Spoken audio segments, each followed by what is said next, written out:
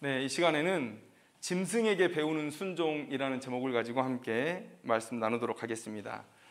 오늘은 우리가 입이 닳도록 얘기하고 또 귀가 닳도록 들었던 순종에 대한 이야기를 함께 나누고자 합니다. 성경 전체에서 하나님께서 이 본문만큼 순종에 대해서 강조한 본문이 없을 거라 감히 자신합니다. 왜 제가 이런 말씀을 드리는지는 차차 그 이유를 설명드리도록 하겠습니다. 자, 오늘 본문의 배경부터 먼저 말씀드리겠습니다. 오늘 본문은 사사시대에 이스라엘이 블레셋과의 전쟁에서 언약궤를 빼앗긴 사건을 배경으로 하고 있습니다. 여러분, 언약궤는 무엇입니까? 언약궤는 말 그대로 하나님과 이스라엘의 계약 관계를 증명하는 두 돌판이 들어있는 궤를 얘기합니다. 나무 상자 얘기하죠. 여러분, 언약은 쌍무적인 계약입니다. 서로가 같이 의무를 지는 계약입니다. 그래서 여러분, 이 언약궤를 가졌다, 이스라엘 백성들이 이 언약궤를 가졌다는 것은 곧 이스라엘이 온 세계에서 유일하게 그들만이 하나님의 택하신 백성이다라는 것을 증명하는 것이고, 또 그 돌판에 새겨진 계명에 순종할 때 그들이 하나님께 당당히 그들의 요구를 얘기할 수 있는 그런 약속이 그 안에 담겨 있다는 것이죠. 여러분, 이스라엘은 그래서 이 언약궤를 가질 때 다른 어떤 나라도 갖지 못한 특권을 가진 나라가 된 것입니다. 세상 어디에 자신의 자유를 제한하면서 한 민족을 이토록 사랑한 신이 있었는가? 또 세상 어디에 이런 특권을 허락받은 민족이 있었는가? 여러분, 이스라엘 백성들이 언약궤를 가지고 있다는 것, 여러분, 이게 놀라운 특권이에요. 그런데 그 궤가 블레셋 사람의 손에 들어갔습니다. 궤를 빼앗겼습니다. 여러분, 이것은 무엇을 의미하는가? 엄밀히 말하면 빼앗긴 것이 아니죠. 하나님께서 거두어 가신 겁니다. 거두어 가신 거예요. 그 증거가 뭡니까? 여러분, 나중에 이 궤가 어떻게 돌아오죠? 이스라엘 백성들이 싸워서 빼앗아 옵니까? 아니죠. 하나님께서 홀로 역사하셔서 블레셋 지경에서 혼자, 이 궤가 혼자 하나님의 뜻대로 나오는 거예요. 하나님의 인도하신 대로 나오는 거예요. 이것은 무엇을 얘기합니까? 하나님의 능력이 없어서 그 궤를 빼앗긴 것이 아니라 하나님께서 그 궤를 이스라엘 가운데서 빼앗으신 것이다, 거두어 가신 것이다 라는 것을 말씀하는 것입니다. 여러분, 이 궤를 빼앗긴 사건은 상징적인 의미가 있죠. 하나님께서 말씀하시는 거예요. 이스라엘아, 내가 너희들과의 계약을 파기할 수 있다. 이스라엘이 하나님의 계명에 순종하지 않고 있다라는 그런 경고의 말씀인 것이죠. 여러분, 사무엘은 마지막 사사로 불리웁니다. 사사시대의 특징이 뭡니까? 사사기서 제일 마지막 장의 말씀을 읽어보면 그때에 이스라엘의 왕이 없으므로 사람이 각기 자기의 소견에 옳은 대로 행했다라는 거예요. 자기 멋대로 살고 순종하지 않았다라는 것을 말씀하고 있는 것이죠. 오늘 이 궤를 빼앗긴 사건, 마지막 사사의 때, 이 사무엘의 때에 이 언약궤를 빼앗긴 사건은 그래서 이스라엘의 불순종의 절정을 우리에게 보여주고 있다는 거예요. 여러분, 사무엘 이전에 엘리의 아들인 홈니와 비느하스 시대에 이스라엘이 얼마나 영적으로 타락했는지 여러분 말씀 많이 안 드려도 다 아실 것입니다. 과거에 신앙하는 모습은 지금과는 달랐습니다.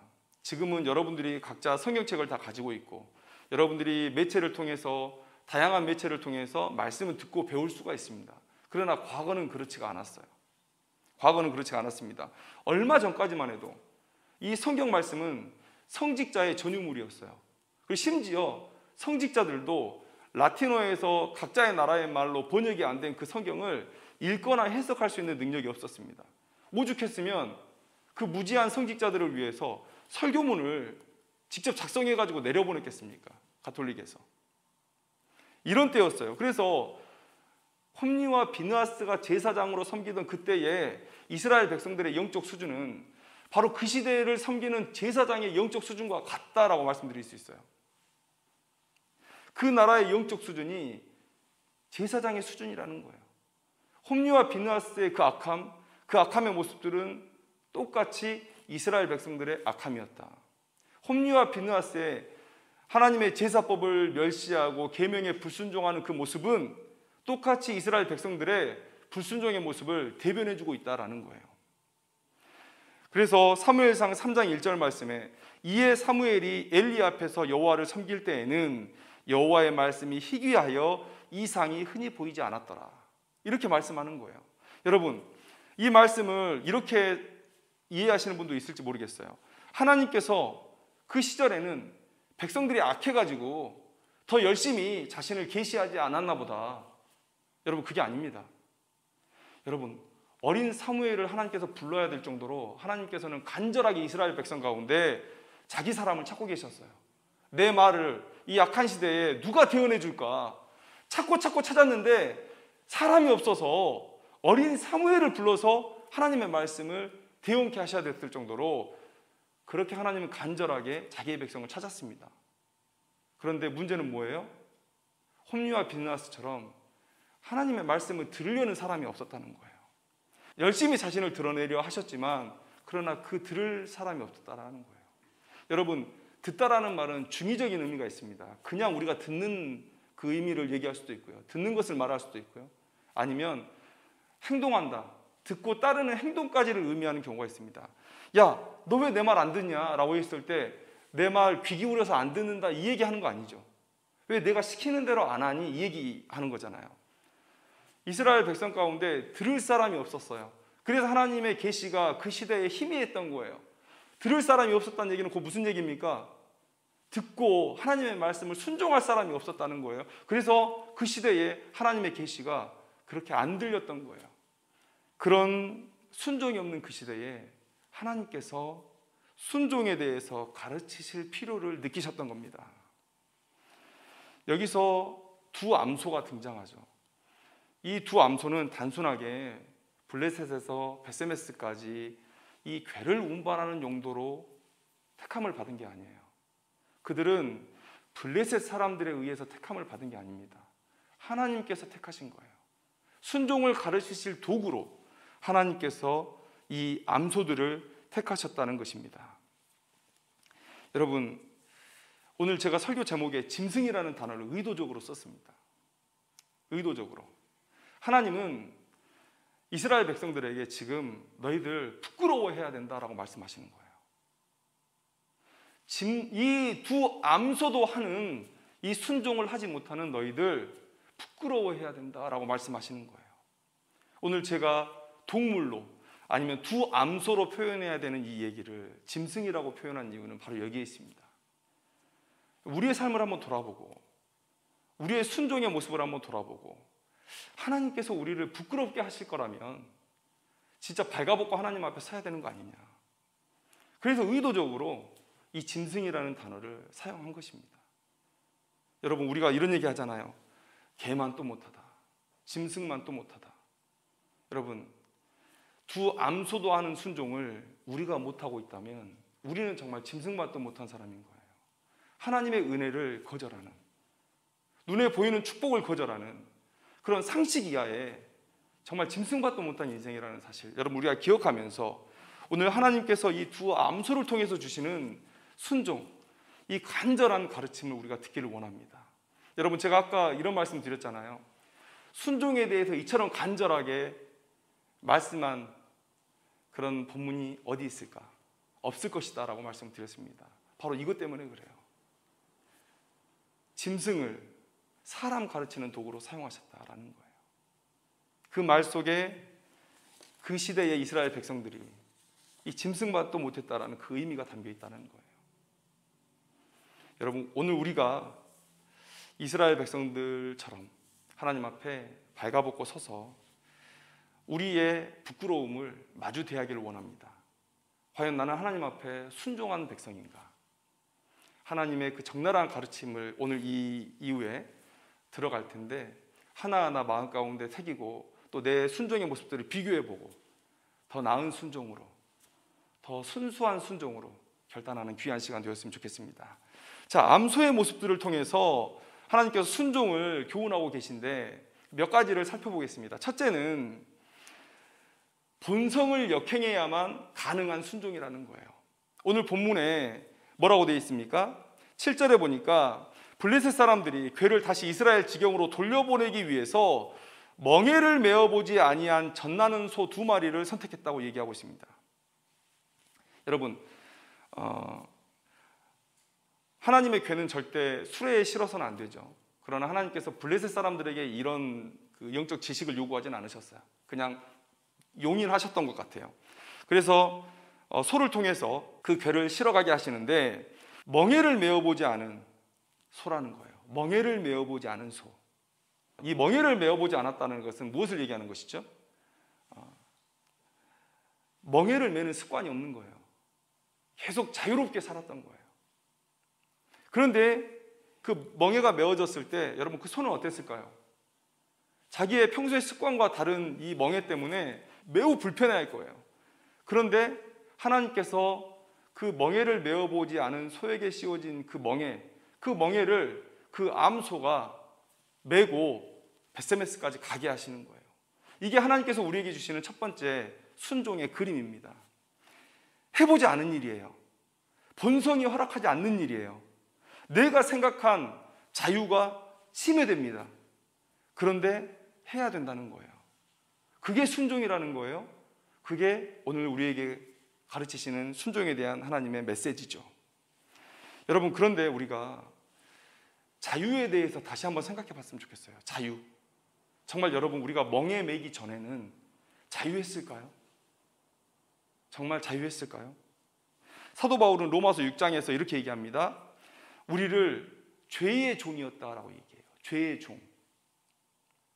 그리고 그 죄는 우리를 사망에 이르게 할 것이다 라고 얘기해요. 아니, 우리는 하나님께서 메우신 그 멍에를 매기 전에는 자유로운 줄 알았는데, 하나님의 관점에서 우리를 향해서 뭐라고 얘기하냐면, 너희들은 죄의 종이었다는 거예요. 너희들 자유하지 않았다는 거예요. 그리고 너희들 그대로 가다가는 사망에 이르게 될 것이다 라고 얘기하는 거예요. 내 본성대로 행했던 자유의 정체가 바로 이것입니다. 우리는 자유롭지 않았어요. 죄의 종이었어요. 그리고 멸망으로 치달아갈 인생이었다라는 거예요. 그런데 우리가 속고 있었던 거예요. 나 자유로웠지. 나 자유로웠지. 사도 바울은 로마서 6장 7절에서 얘기합니다. 하나님께 감사하리로다. 너희가 본래 죄의 종이더니 너희에게 전하여 준 바 교훈의 본을 마음으로 순종하여 죄로부터 해방되어 의에게 종이 되었느니라. 사람들은 이렇게 얘기합니다. 아니, 어차피 종이잖아요.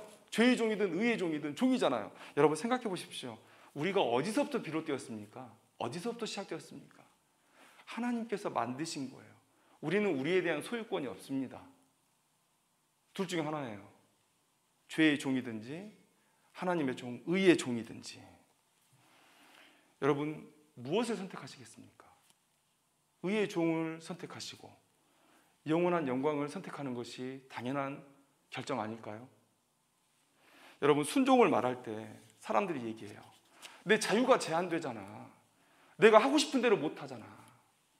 여러분, 내가 하고 싶어 하는 것, 그게 내가 죄의 종이었다는 것을 증거하는 것입니다.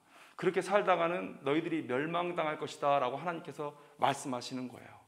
그러면 내 자유를 내세우면서 그렇게 세상이 원하는 모습대로 살아가는 것이 진짜 잘 되는 삶일까요? 하나님 없이 자유로웠던 우리, 곧 죄를 쫓아 살았던 우리의 본성에 멍에를 메워서 의의 종으로 살아가게 하는 것, 이게 순종이에요. 이게 순종이다. 원래 우리의 본성이 바랬던 모습이 바로 이거예요. 아담과 하와의 죄가 있기 전에 아담과 하와는 하나님의 명령을 순종하면서 즐거워했어요. 그런데 죄가 들어왔고 우리 안에 자유에 대한 헛된 생각들, 왜곡된 생각들이 자리 잡게 된 것입니다. 그래서 자꾸 내 마음대로 하고 있다고 생각해요. 나는 자유하다고 생각해요. 아니요, 우리는 자유로웠던 적이 한 번도 없습니다. 하나님께서 의의 종으로 우리를 부르시는 거예요. 그래서 여러분, 우리의 본성을 제한하는 것, 내 본성에 역행하는 무언가를 선택하고 하나님의 뜻에 내 삶을 맞추는 것, 여러분, 이게 복되다는 생각을 우리가 가져야만 우리가 순종할 수 있는 거예요. 믿음을 갖기 시작할 때 실패하는 이유는 바로 과거의 때를 포기하지 못하기 때문이에요. 그런데 하나님께서 우리에게 교훈을 주시죠. 여러분, 소금 기둥이 되었던 롯의 아내의 이야기 아시지 않습니까? 사해는 지금도 있습니다. 최고의 염도를 자랑하며 지금도 있습니다. 그런데 소돔과 고모라의 땅이 그 사해 지역 안에 있어요. 사람들은 사해를 얘기하면서 자연스럽게 소돔과 고모라를 얘기할 거예요. 그리고 그 짠맛을 이야기했던 롯의 아내를 얘기할 겁니다. 하나님께서 왜 그런 교훈을 주셨을까요? 결코 자신의 죄악된 본성을 붙들고 과거를 바라보는 사람은 절대 순종할 수 없다. 절대 순종할 수 없다. 절대 내 백성이 될 수 없다. 그것에 대한 교훈을 그 롯의 아내의 이야기를 통해서 오늘 우리에게 주시는 것이죠. 사모와 제가 가끔 그런 얘기해요. 가끔 이제 여러분들이 어떻게 느끼실지 모르겠지만 그냥 가벼운 말로 현실이 힘들면 과거를 생각하면서 그때가 좋았는데 막 이런 얘기 하잖아요. 근데 우리가 습관적으로 무슨 얘기를 해요? 이렇게 개척하고 나니까 좀 힘든 부분이 있으면 부목사 때가 좋았다. 부목사 때가 좋았다고 하다가 그때는 또 무슨 얘기를 했었냐면 유학하고 있을 때가 좋았다. 근데 유학하고 있을 때는 또 한국에 있을 때가 좋았다. 또 부목사 날마다 출근하고 이렇게 힘든 일들 많이 이렇게 업무량이 많아지니까 전도사 때가 좋았다. 여러분 그러지 않습니까? 습관처럼 계속해서 바로 뒤를 바라보고 있더라고요. 여러분 정말 그때가 좋았을까요? 그때가 좋아서 그랬을까요? 지금이 힘든 거죠. 그래서 지금만 아니면 된다는 생각으로 그 얘기하는 건 아니겠어요? 여러분 힘들죠. 하나님의 뜻에 순종하고 내가 살아왔던 그 본성에 역행하는 뭔가를 결정하고 그 길을 걸어간다는 것은 힘든 일입니다. 힘들어요. 힘들지 않다고 얘기하는 것 아닙니다. 너무너무 힘들어서 하루에도 몇 번씩 넘어질 수 있습니다. 그러나 여러분 가야만 하는 길입니다. 신자로 살려면 선택의 여지가 없는 길입니다. 그러나 감히 말씀드리건대 가면 절대 후회 없는 길입니다. 순종의 길은 내 본성을 역행하는 길이다. 이 사실을 오늘 이 두 암소를 통해서 말해주고 있는 거예요. 자, 두 번째 이 두 암소를 통한 순종의 그림은 무엇이냐면 사람과의 관계를 내려놓고 하나님의 관계를 우선할 때 그럴 때만 가능한 순종이라는 거예요. 그럴 때 순종이 가능하다는 거예요. 본성에 역행하는 하나의 예일 수 있습니다. 우리는 가족들을 너무나 사랑하잖아요. 가족들을 위해서 내 목숨을 버릴 각오도 우리는 되어 있잖아요. 이게 우리의 본성인데 너무 중요해서 따로 떼어놓고 하나를 얘기하려고 하는 거예요. 이 가족에 대해서 얘기를 하려고 하는 것입니다. 6절을 보니까 블레셋 사람들이 선택한 소는 젖나는 암소였다 그래요. 새끼를 출산한 지 얼마 되지 않은 소. 여러분 소는 모성애가 정말 강한 동물입니다. 유명하죠. 제가 얼마 전에 뉴스에서 본 소식이 있어가지고 제가 찾아봤더니 나왔습니다. 새끼를 뵌 어미소가 있는데 그 축사에 불이 난 거예요. 불이 났는데 그 새끼들을 살리겠다고 축사의 우리를 깨부수고 나가가지고 100m가 떨어진 주인의 집으로 갑니다. 소가 어떻게 그렇게 지능이 좋은지 모르겠어요. 100m가 떨어진 주인의 집에 찾아가서 울고 머리로 마루를 또 기둥을 들이받는 거예요. 그래서 주인이 깨서 와서 다른 새끼들은 다 살렸어요.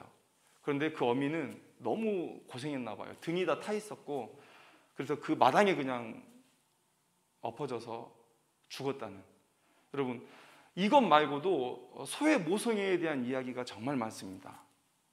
그런데 이렇게 모성애가 강한 암소들이 젖도 떼지 않은 자기 새끼를 뒤로 한 채 벳세메스로 올라가야 돼요.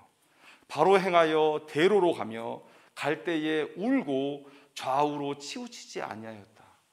여러분 소의 본성상 불가능한 일입니다. 울었다는 거예요. 슬펐다는 거예요. 내 새끼들과 떨어지는 게 슬펐다는 거예요. 그러면 뒤를 좀 돌아볼 법도 하고 아니면 좀 흔들흔들 거릴 법도 한데 그러지 않았다는 거예요. 울면서 그냥 앞만 보고 계속 일자로 걸어갔다는 거예요. 바로 걸어갔다는 거예요. 여러분, 하나님께서 주장하지 않으시면 있을 수 없는 일이죠. 불가능한 일이죠. 여러분, 하나님께서 순종에 대해서 가르치십니다. 가족이 우리의 가장 큰 장애가 될 수 있다. 순종의 장애가 될 수 있다 라고 말해주는 거예요. 여러분, 정말 그렇습니다. 정말 그렇습니다. 제가 논리적으로 생각해 보건데, 여러분, 우리가 나이를 먹으면 욕심이 과해져야 됩니까? 아니면 욕심이 사그러져야 됩니까? 20대 때는 살 날이 60년, 우리가 80년을 산다고 생각할 때 20세 때는 살 날이 60년을 남았으니까 더 많이 모아야 돼요. 앞에 뭔 일이 벌어질지 모르니까 더 많이 모아야 됩니다. 그런데 40, 60 지났습니다. 또 죽기 한 5년 전 이렇게 됐다고 해봐요.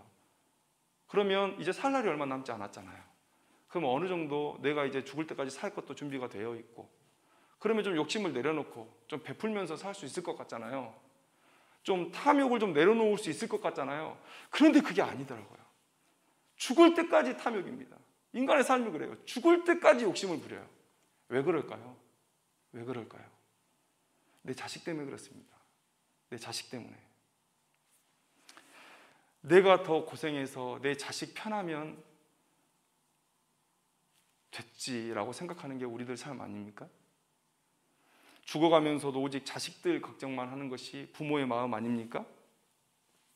그러니 내 자식을 또 내 가족을 내려놓고 순종한다는 것 얼마나 힘든 일입니까? 그러나 하나님은 오늘 이 암소들을 통해서 오늘 우리에게 하나님께서 원하시는 순종의 모습, 그 모습에 대해 얘기하고 있는 거예요. 가족 외보다 하나님의 명령이 더 우선이다. 이래야만 너희들이 걸어갈 수 있는 것이다. 여러분, 우리가 가족 문제에 약하다는 거 사단이 더 잘 알고 있습니다. 사탄이 더 잘 알고 있어요. 우리가 그것들을 내려놓을 각오를 하지 않으면, 그러면 우리는 절대 온전한 순종을 할 수 없다라는 거예요. 여러분, 이게 얼마나 어려운 일입니까? 그래서 하나님께서 가족에 대해서 너무 자주 말씀하셨어요. 여러분, 아브라함의 이야기 다 아시잖아요. 아브라함이 이삭을 바쳤을 때 온전한 믿음으로 인정하시고 그가 복을 받고 그가 천하 만민을 위한 복의 근원이 되었다는 사실, 여러분들 다 아실 것입니다. 아브라함의 이야기를 통해서 가족보다 우선하는, 내 자식보다 우선하는 하나님의 명령에 대해서 말씀해 주셨다는 거예요. 여러분, 모세의 어머니 요게벳, 그가 자식을 나일강에 내려놓았을 때 하나님께서 들어 사용하셔서 이스라엘의 복이 되게 하셨잖아요.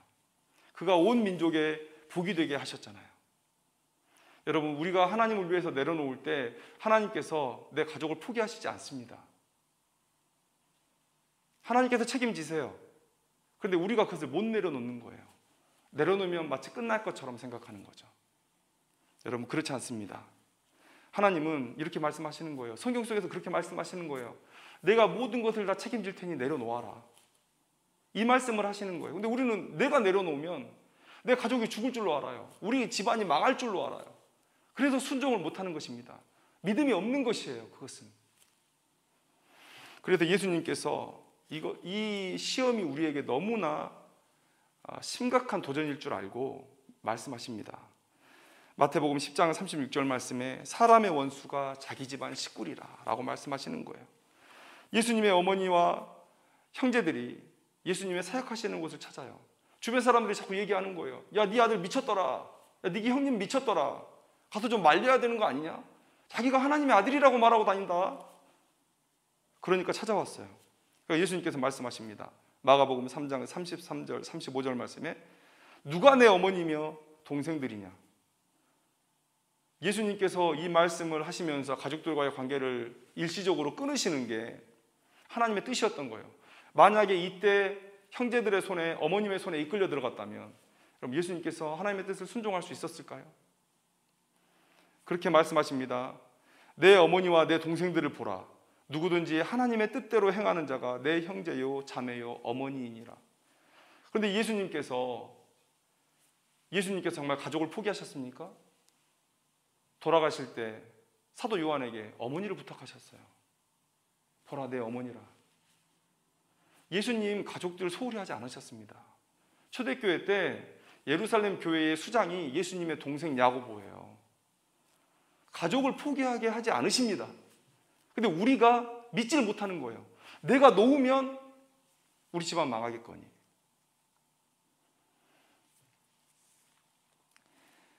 가족에 대한 사랑은 우리에게 너무 소중하고 귀한 것입니다. 이것을 하나님도 아세요. 그러나 사탄도 알고 있습니다. 사탄이 가장 강력하게 사용하는 무기가 바로 가족에 대한 문제예요. 여러분, 하나님께서 이 사탄의 무기를 미리 알려주셨습니다. 하나님은 말씀하세요. 너의 가족을 복되게 하기 위해서 나의 계명에 순종하라 라고 말씀하시는 거예요. 사람의 관계보다 하나님과의 관계를 우선하지 않으면 절대 가능하지 않는 순종이라는 것을 오늘 하나님께서 두 암소를 통해서 보여주시는 것이죠. 세 번째 말씀드립니다. 결과를 하나님께 맡기고 과정에만 집중해야 가능한 순종이다라는 거예요. 12절을 보시면 바로 행하여 대로로 가며 갈 때에 울고 좌우로 치우치지 아니하였고 라고 말씀하고 있습니다. 여러분, 좌우로 치우치지 아니하였다라는 말씀, 여러분 하나님께서 이스라엘 백성들에게 계명을 주셨을 때 그 말씀이 생각이 나요. 신명기 5장 32절 말씀에 그런즉 너희 하나님 여호와께서 너희에게 명령하신 대로 너희는 삼가 행하여 좌로나 우로나 치우치지 말고 이렇게 말씀하고 있습니다. 또 여러분, 이 말씀은 또 유명한 말씀이죠. 모세가 죽고 난 이후에 여호수아에게 하나님께서 담대하라고 주신 말씀이 생각이 납니다. 너 담대하라, 좌로나 우로나 치우치지 말라라고 하신 말씀. 여러분, 그렇게 걸어가는 길에 좌로나 우로나 치우치지 않고 하나님의 계명만 바라보고 순종하는 그 길에 축복이 있다고 하나님께서 말씀하시는 거예요. 하나님께서 이 두 암소를 통해서 이런 단호한 모습을 보여주신 이유는 뭐냐면 이스라엘 백성들이 항상 좌로나 우로나 비틀비틀 흔들흔들하면서 걸어가는 삶을 살았기 때문에 오늘 그 이스라엘을 향해서 경고를 하신 것입니다. 여러분, 이스라엘 백성들이 언제 흔들렸습니까? 우리가 언제 흔들립니까? 결과를 걱정할 때 흔들립니다. 결과를 걱정할 때. 하나님이 나를 구원할 수 있을까? 하나님께서 나에게 이것들을 주실 수 있을까? 그런 것들을 걱정할 때 우리가 흔들려요. 그러나 우리가 알아야 되는 것은 우리가 믿는 하나님은 자신의 능력으로 결과를 만들어내시는 분이십니다. 설령 내가 불순종해도 결과를 만들어내시는 분이 하나님이세요.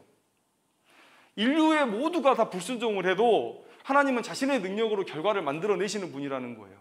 그러니까 하나님은 우리에게 말씀하십니다. 결과를 걱정하지 마라. 결과를 걱정하지 마라. 우리는 뭐에 집중하면 됩니까? 과정, 순종의 과정. 내가 그 과정 속에서 얼마나 순종하고 있느냐, 이것에만 우리가 집중하면 돼요. 왜 우리가 결과를 걱정합니까?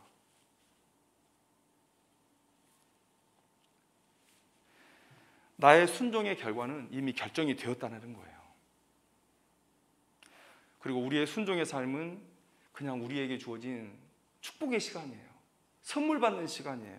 하늘의 영원한 상급을 쌓는 시간이에요. 그렇게 알고 순종해야 됩니다. 결과를 하나님께 맡기고 두리번거리지 않고 단순하게 순종할 때 그것이 하나님께서 우리에게 바라시는 삶의 모습이다라는 거예요. 여러분, 이스라엘 백성들이 하나님을 신앙하지 않았던 적은 없습니다. 제가 계속 말씀드리잖아요. 문제는 뭡니까? 혼합주의예요. 혼합주의. 하나님도 섬기고 바알도 섬기고 아세라도 섬기고 몰렉도 섬기고 이런 신들을 다 섬기는 거예요. 왜 그랬을까요? 항상 결과를 의심했기 때문에 그렇습니다. 우리가 이 전쟁에서 이길 수 있을까? 우리가 이 기근을 이겨낼 수 있을까? 우리가 풍요롭게 살 수 있을까? 그 의심을 하는 거예요. 하나님께서 수없이 내 계명에 순종하면 내가 너희들의 삶을 책임지겠다. 어떠한 외침이 와도 내가 다 막아주겠다 라고 말씀하셨지만 이들이 그 결과를 의심했던 거예요. 그래서 자신들이 살고 있었던 그 시절에 강대했던 나라들의 우상을 받아들이고 섬깁니다. 그 우상들을 따라서 이리 비틀 저리 비틀 이리 비틀 저리 비틀 하는 거예요. 하나님을 신앙하는 것 같은데 여기에 붙었다가 저기에 붙었다가 여기에 붙었다가 저기에 붙었다가 결과를 의심하기 때문에 여러분들 이런 일들이 발생하는 것입니다. 그래서 여러분, 다윗의 찬양을 한번 들어보세요. 다윗의 평생의 삶의 과제가 뭐였냐? 흔들리지 않는 것이었습니다. 흔들리지 않는 것. 시편 13편 4절 말씀에 두렵건대 나의 원수가 이르기를 내가 그를 이겼다 할까하오며 내가 흔들릴 때에 나의 대적들이 기뻐할까 하나이다. 여기서 흔들린다는 말은 뭐예요? 하나님을 의심하고 내가 다른 우상에게 내 마음을 뺏길까? 그런 것들을 두려워하는 거예요. 내 믿음이 흔들릴 때에 나의 대적들이 기뻐하겠죠. 마귀 사탄들이 기뻐하겠죠. 다윗은 평소에도 계속해서 이런 것들을 가지고 기도했던 거예요. 하나님, 환난의 때에 나의 믿음이 흔들리지 않도록 붙들어 주시옵소서. 이게 다윗의 평생의 기도의 제목이었다는 거예요. 여러분, 다윗의 시편을 보면 결과를 만드시는 하나님에 대한 의심은 일절 없습니다. 문제는 뭐예요? 내 순종에만 있는 거예요. 내가 순종해서 복을 받든지 내가 순종하지 않아서 복을 못 받든지 그거밖에 없어요. 결과는 하나님께서 만들어 가실 거예요. 그럼 여러분 뭘 선택하시겠습니까? 결과는 하나님의 승리예요. 순종해서 전리품을 얻든지 불순종해서 그냥 버림을 받든지 우리가 순종하는 것이 옳습니다. 결과를 걱정하지 말고 우리의 삶에서 일관되게 순종으로 나타낼 때 하나님께서 우리에게 큰 복으로 함께 하실 것입니다. 결과를 걱정하는 사람은 순종할 수 없어요. 결과는 하나님께서 만들어내실 것입니다. 우리가 집중해야 될 것은 그 과정, 그 순종의 과정뿐이다라는 사실 여러분들이 기억하셔야 될 줄로 믿습니다. 좌우로 치우치지 말라고. 이것저것. 여러분 요즘에는 뭐가 우리 우상입니까? 뭐 돈이요? 힘이요? 권력이요? 인기요? 여러분 이런 건 아무 소용없습니다. 우리가 우리의 삶의 현장에서 하나님께서 붙드신 그 사명 가지고 순종하며 걸어가는 그거 하나 보시는 거예요. 하나님께서. 자, 네 번째 교훈은 뭡니까? 목숨까지 내어놓을 각오를 해야 가능한 순종이다라는 거예요. 오늘 본문에서 이 두 암소의 마지막이 어땠습니까? 번제로 드려진 거였어요. 번제로 드려진 것. 두 암소의 마지막은 자신을 들여서 하나님을 영화롭게 하는 일. 여러분, 그렇게 죽음으로 하나님께서 순종을 가르치신 거예요. 올바른 순종은 나를 드릴 각오로 하는 순종이어야 한다. 여러분, 이 말은 우리가 다 죽어야 된다, 우리가 다 죽어야 바른 순종이다라는 말씀을 드리는 게 아니에요. 죽음을 드릴 각오로, 내 생명을 드릴 각오로 순종을 결단해야 하면 그 순종이 하나님께서 받으시는 순종이 될 거라는 의미예요. 여러분, 쉽게 말씀드릴게요. 내 순종이 죽음을 두려워하는 순종이다 라는 것은 곧 뭘 의미하는 것입니까? 나의 순종은 이 세상의 복을 바라고 있다는 것밖에 안 되는 거예요. 우리의 믿음은 뭡니까? 이 세상의 삶은 찰나고 우리에게 준비된 영원한 나라가 있다는 게 우리의 믿음 아니겠어요? 그런데 우리가 이 세상에서 죽기를 두려워한다? 여러분, 그것은 우리가 누릴 복이 이 세상에 있다는 것을 얘기하는 거예요. 하나님께서 우리의 순종에 대한 보답으로 영원한 생명, 영원한 영광을 준비해 두고 계신데 우리가 그 모든 것들을 버려두고 이 세상의 작은 것에 집중해서 저 이 세상에서 누리겠습니다, 저 이 세상의 복으로 만족해요 라고 살아간다는 것, 여러분 이것은 얼마나 어리석은 것인지 여러분 우리가 생각해야 된다는 것이죠. 여러분, 다니엘서 보면 다니엘의 친구들이 풀무불에 들어갈 때 이렇게 얘기하잖아요. 그리 아니하실지라도 왕이여 우리가 왕의 신들을 섬기지도 아니하고 왕의 세우신 금신상에게 절하지도 아니할 줄을 아옵소서. 우리의 순종을 가로막는 그 두려운 장애물은 뭐냐면 결국 우리의 몸을 상하게 할 것이라는 그런 두려움이에요. 사단은 그 사실을 압니다. 건강을 염려하고 우리의 안위를 걱정하는 우리 인간의 본성을 알아요. 그래서 우리의 건강을 위협하면 우리가 쓰러질 거라는 걸 알고 있습니다. 그러니까 사단에게 지금 결정적인 무기 하나를 들려준 거예요. 그런데 죽음을 각오하지 않은 사람이 과연 그 순종을 감당할 수 있겠냐는 거예요. 사단아, 네가 나를 공격하더라도, 내 육신을 공격하더라도 나는 하나님을 섬기는 일을 멈추지 않을 것이다 라는 이 각오로 우리가 살아내야 돼요. 하나님께서 내 생명을 취하시면 취하시는 거예요. 그런데 사단이 아무리 내 생명을 취하고자 해도 하나님께서 허락하지 않으시면 내 생명 건드릴 수 없습니다. 우리가 욥기를 통해서 그 사실을 알고 있잖아요. 우리가 내 생명을 드릴 각오로 이 순종을 결단해야만 사단의 마지막 그 강력한 무기를 꺾을 수 있다는 거예요. 죽기를 두려워하면서 어떻게 우리가 하나님을 향한 온전한 순종을 생각할 수 있을까? 여러분, 사도 바울의 얘기를 한번 들어보십시오.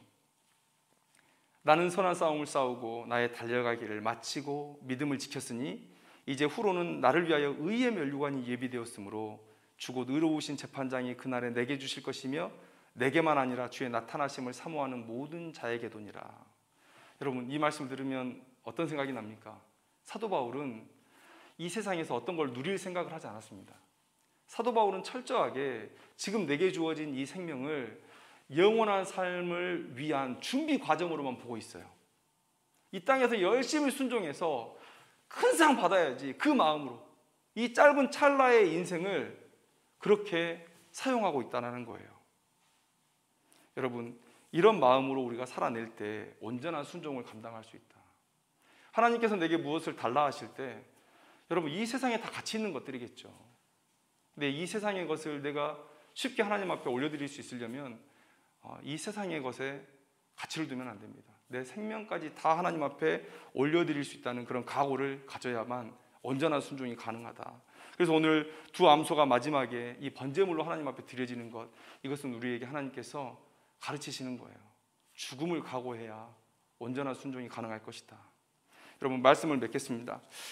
여러분, 오늘 두 암소가 도착한 곳 어딘지 여러분 참 의미심장해요. 저는 이 말씀을 보면서 하나님의 분명한 의도하심이 있다고 생각합니다. 14절을 한번 보시면 이 두 암소가 도착한 곳이 어디냐면 베세메스 사람 여호수아의 밭 큰 돌 있는 곳에 이르렀다라고 얘기하고 있어요. 여러분, 여호수아라는 사람의 밭에 이르렀습니다. 여러분, 여호수아의 믿음의 고백 아시죠? 여호수아의 믿음. 베세메스에 수많은 밭들이 있고 수많은 집들이 있었을 텐데 왜 여호수아의 집이었을까? 여호수아, 여러분, 가나안 땅을 정복했던 이스라엘의 지도자 여호수아의 믿음의 고백.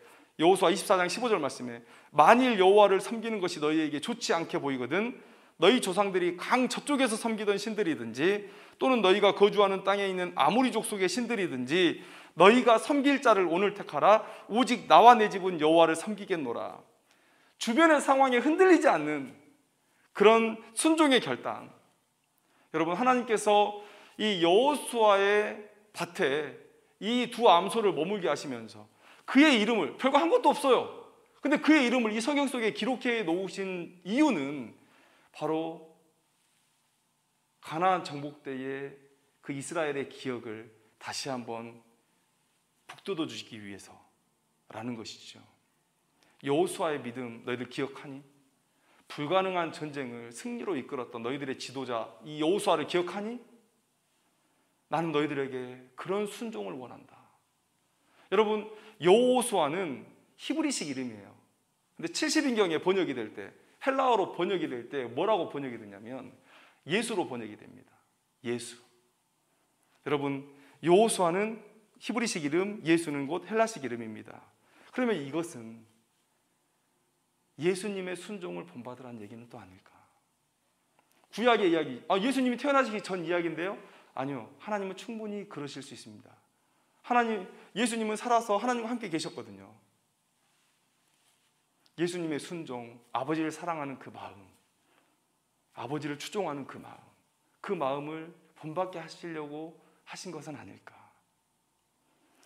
여러분, 서두에 말씀드렸지만 우리는 이 순종에 대해서 입이 닳도록 말하고 또 귀가 닳도록 들어왔습니다.